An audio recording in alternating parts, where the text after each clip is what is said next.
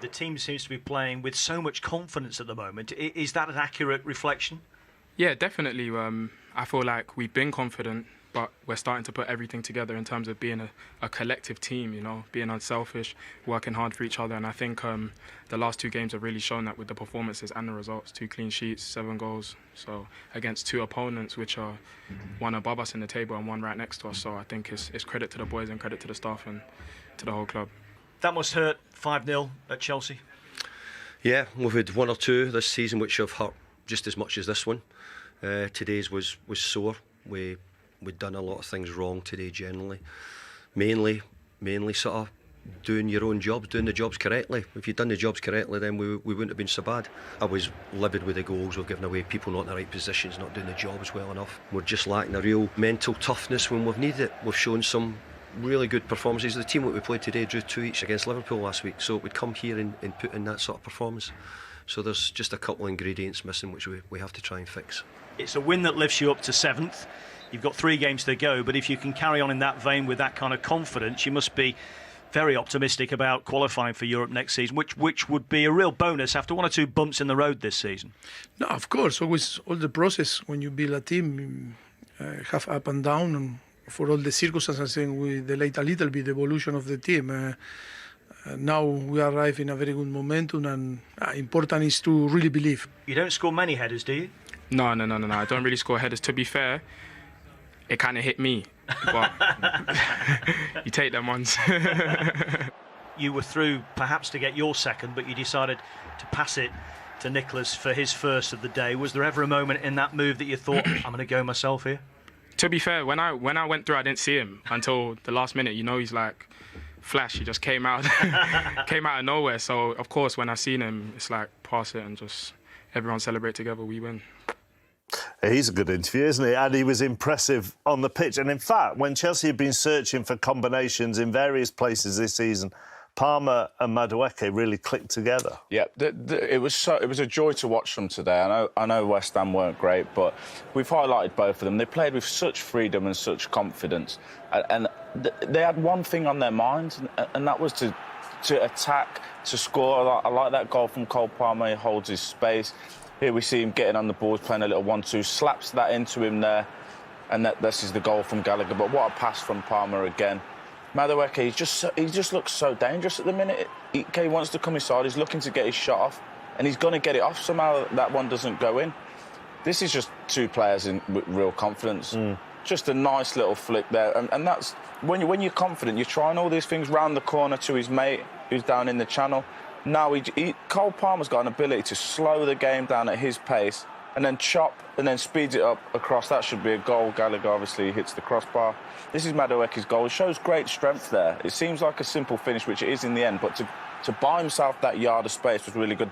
Great run inside, and then I really like that because he could have shot himself, but he gives Jackson, his mate, a goal.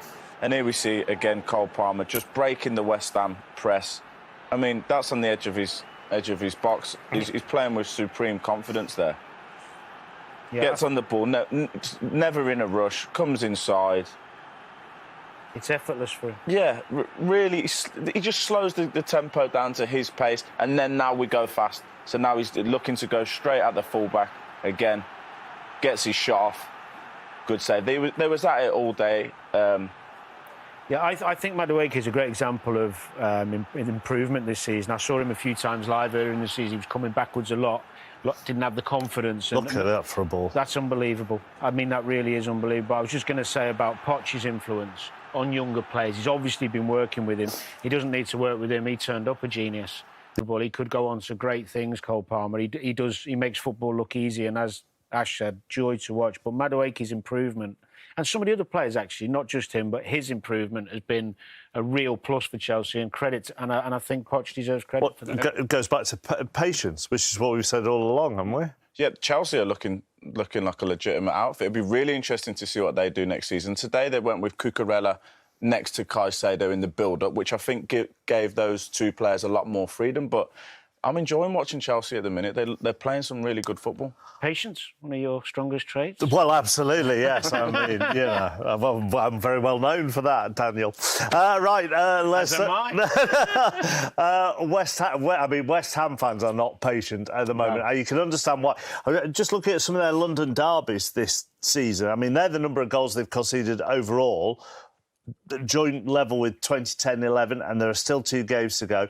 But in 3 London derbies, they've conceded 5. Yeah. In 1, they've conceded 6. As a fan base, that's not acceptable. I think capitulation of teams in games is a big concern for fans, and it's unlike Moyes' teams, who are generally well organised defensively. They look like a team who have a lack of legs. Now, that could be from the amount of games they've played in Europe and the smaller squad they've got, but I think it needs refreshing. I mean, it's unlikely David Moyes is going to be there, but there's a few members of that squad who probably need to move on and have a refresh and re-energise, because they are leggy. And it was unacceptable today. I think there's a lot going on with the manager, but as a professional, I think that their performance individually and as a team, it's not acceptable. They didn't get up to Chelsea. They didn't put pressure on them. It was as good as Chelsea were.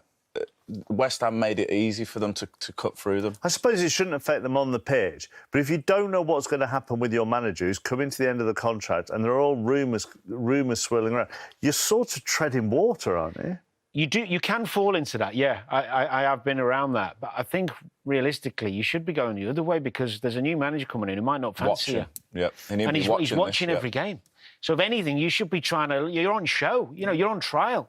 But too many of them look like they've already switched off for the season. It was a really bad performance. Jacob, where you go? So you must be delighted with another big home win. Yeah. So pleased. I think so happy. Continues the same feelings after Thursday. Keep the momentum. I think the performance was fantastic in all the aspects. I think, yes, so please, the player deserve big credit, you know, because after a few days to play again and in this level, I think massive credit for them. Liam. Okay. In another interview, Noni Madueke just said that in the last 2 games, Chelsea have been unselfish and really worked as a collective. What's changed? No, yes, I think the assist for Noni to Jackson that showed that we learn, that we are smart. The situation with the penalty, if you remember against Everton, you know, we received too many criticisms, but a young team always need to make the mistake. Always we need to feel this situation after to improve. If we are capable to improve, it's because we are smart and clever people and intelligent people. I think today was a great, action of Noni to see how the group start to live and how start to feel in between, them. And I think it always is a process that take time. You never know if it's going to take 1 month, 6 months, or 1 year. But I think the most important thing that they start to settle the principles, to start to feel and live like a group of players that creating all the links to after to compete, because that is the reality. I'm so pleased for that, because I think we are part of this process, helping them, to grow and to be more mature and to improve in all the aspects. I think that is only the first step, massive step, but this is the step that we wanted to reach. From there now is only, to evolve in all the another aspect, with the possibility to go in a tactical, evolution, different things that we can improve from there. But if not without principles or without, things that we start to show being competitive in this way, it's impossible to evolve in another aspect. Okay, thank you. There were a few times during the season, and maybe especially at home, when the team was playing very well, they must score first, and once the opposition scores or equalizes, it seemed that mentally the team was like dropping intensity or playing more in your own half. And the last 3 games, because I would say also Aston Villa, you scored the second one, you went for the third one. Against Spurs, you scored first, you keep pushing, you keep like you look at like absolutely in control of your team. Today the same, scoring after 3, 4, and the team always looked in control and wanted more. That change is because it's part of the process. It's normal to reach this stage, or because you feel that finally your players are like mature also mentally, not just football-wise, just your opinion. What I can add more? That's perfect. Yes, of course.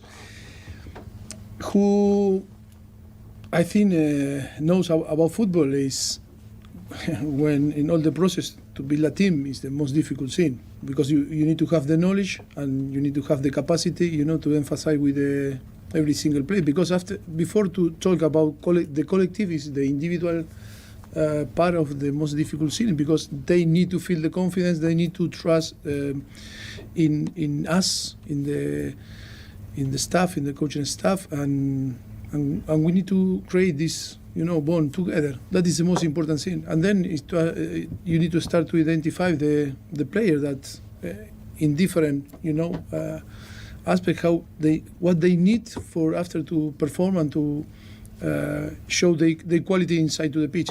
All this process always takes time. More with the circumstance that we had from the beginning of the season, that never was perfect in terms of to have all the players in the same time, in the same level, in competing and trying to improve quicker than the reality was. And then to work with expectation. That expectation from the beginning. The expectation is like if you compare with the competition. The competition doesn't wait for you, because you need to compete with the Premier League, with the team that are preparing to come here and kill you. And the expectation is impossible also to fight again, or to be because the expectation is expectation, but and then you need to defend yourself, or after you need to explain, but always is going to be in front to you. They say, yeah, but that only are excuses because you don't perform. But who knows a little bit about football? When the team is young and with all the parts, you need to put all together and to start to work into everyone, find their space and start to feel really confident. That is the most difficult thing and always take time. Now I think, and I told you, I think a few weeks ago, I say I am so happy because I think we are so close, to be in that position. That is first step that after Tottenham, I told you, in the way that we compete was fantastic. And then to keep this momentum, and I think the team is growing so up very fast now, because that is the standard, the minimum standard that we need if we want to compete in this league. But now it's like the maturity of Noni. Rather to be selfish and to play and try to score him, give the assist to, and this type of thing, when it start to appear, on the team, is a very positive signal, that the thing were tough to arrive here, but now it's like everything is going so fast, and it's going to be fast because we have the quality. Jack? David, just your thoughts on that performance, first of all. Too many poor things within the game. It's happened several times this season, which I've certainly not enjoyed. I didn't enjoy today at all. Players not in the position, running out of positions and opening up too easily. Just for a bit of context, I actually thought the second half at least we made it harder for them to score, but we gave away 2 ridiculous goals in the second half.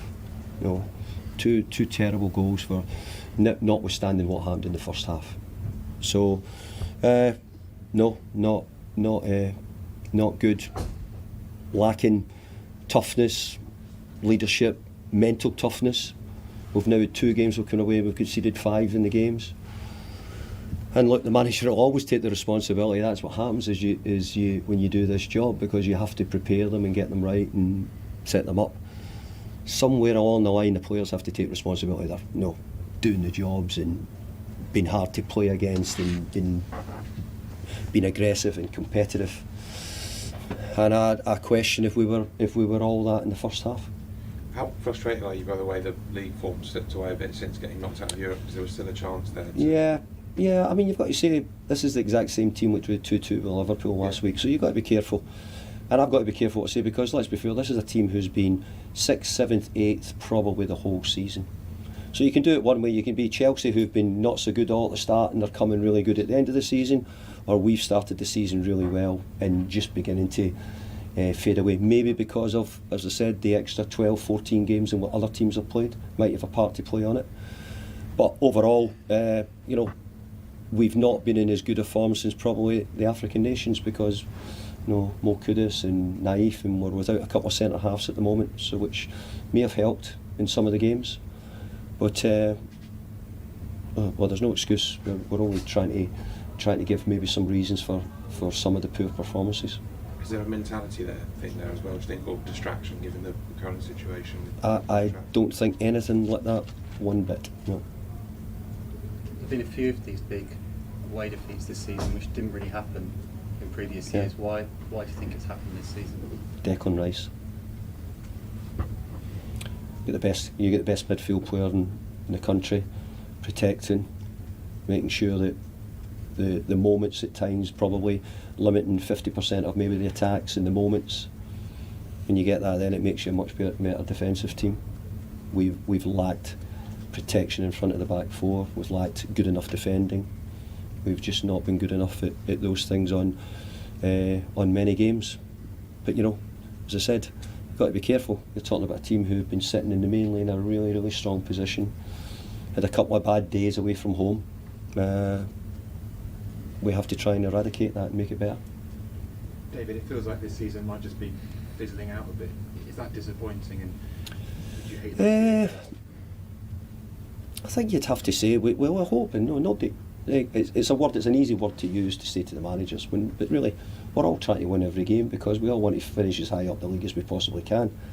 But I think that we've put in a pretty good effort. As I said, yeah, I agree. We've not been quite as good since probably. I'm using the African nations as a sort of guide of a timeline, really, more than anything. But I do think that we put in some really good performances in the early part of the season. We've had a good season in Europe again. So it's been okay. But I'll use your word. No, we don't want it to fizzle out because we want to try and be in there challenging, and we want to try and get as many points as we possibly can.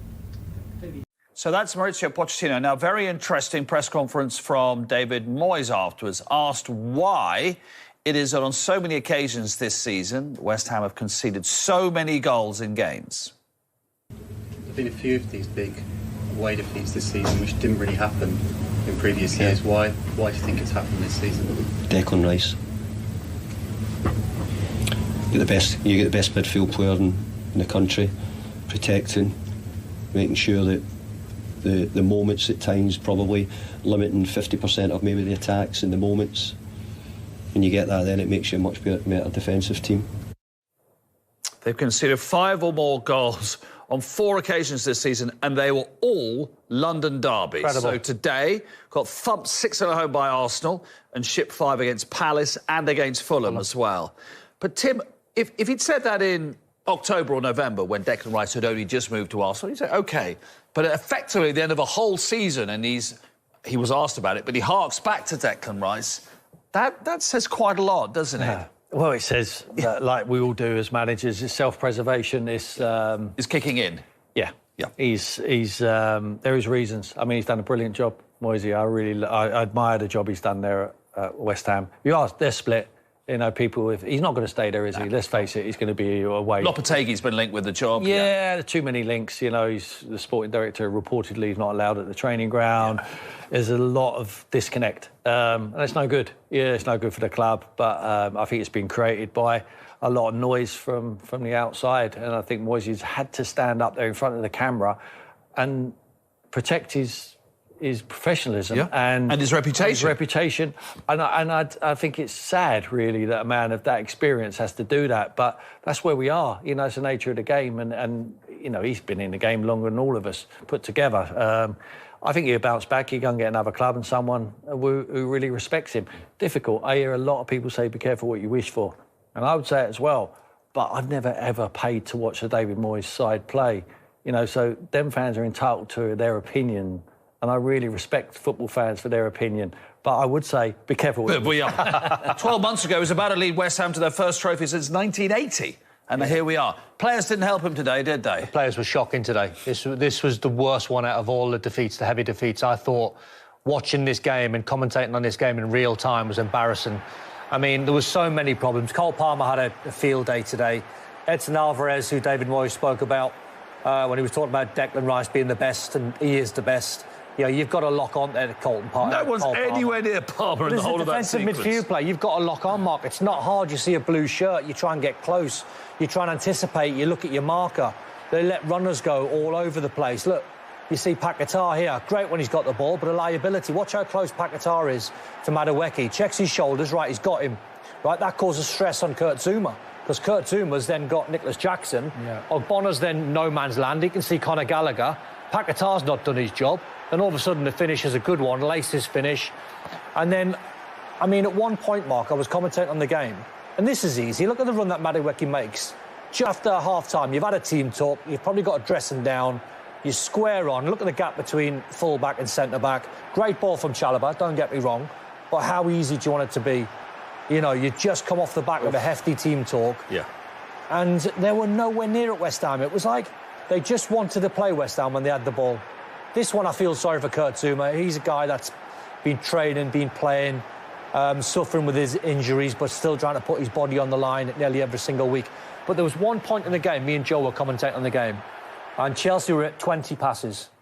And I said to Joe, I went, this will be some goal on commentary. And about 2 minutes later, I went, is this still the same phase? And it was. They got nowhere near getting the ball off. 70-odd passes, and 4.5 minutes later, before Chelsea had a shot and anyone put a tackle in. When have you ever seen a team in the Premier League play for 4.5 minutes without anyone? 4.5 minutes? Even I would have had the red mist. I would have launched someone just to try and get something going. But to just allow a team to run all over you, it was by far the worst. And the players that play for West Ham next week, they've in my opinion, you talk about David Moyes, they've got Luton at home, last home game of the season. I'd like to think some of them players will put in a better performance for David Moyes to give him a decent send-off. Decent send-off, last home game. So we're 8 fixtures down in this Premier League weekend. It all began on Friday with the point for Luton. Both of the top two winning on Saturday, including that 5-star show for Manchester City. Vital win in there for Newcastle and Forest as well. Brighton have beaten Villa by a goal to nil. A 5-star show from Chelsea against West Ham. Their biggest win, incidentally, in that fixture against West Ham United. Very shortly, we're at Anfield. And the Monday night football, followed by final word, is Manchester United's trip to Selhurst Park to face Crystal Palace. So Chelsea are the movers. They're into the top 7, which could be enough for European football. They're above Manchester United on goal difference before they play on Monday, and that is the highest they've been under Mauricio Pochettino. The first time they've been in the top 7 all season. 2 points off Newcastle, same number of games. A little bit of a boost for Spurs before they take to the field at Anfield. No points for Villa. Tottenham could reduce that gap if they were to win for just the second time in 30 years on Merseyside to 4 points.